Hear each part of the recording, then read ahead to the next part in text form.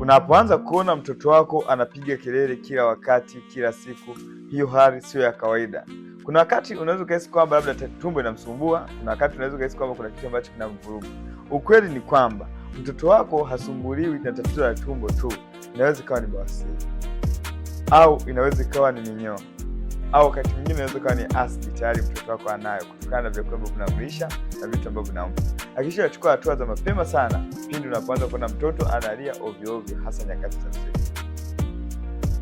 Kama unahisi fukuto tumboni na tumbo lako linawaka moto sana, jua kabisa kwamba tayari wewe ni mwathirika wa acid reflux, na usipokuwa makini unaweza ukapoteza ni uhai au ukaweza kupata matatizo mengine yanayotokana na tumbo.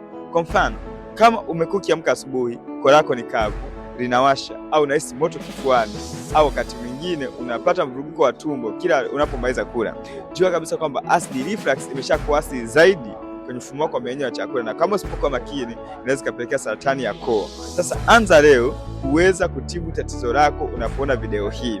Nimekuwa nikiwasaidia wagonjwa wengi sana kuweza kuondokana na changamoto za tumbo, lakini leo ni zamu yako wewe unatazama video hii, kwa sababu mwaka 2026 na programu maalum kwa ajili ya kuwasaidia wagonjwa wa tumbo, hizo ni acid reflux, madonda ya tumbo au bawasiri, kuweza kuondokana na haya matatizo. Kwa hiyo chukua namba yangu unayoiona hapa, kwani kumbuka kwamba matatizo ya tumbo yanapona ukiamua. Amua leo upone tumbo lako.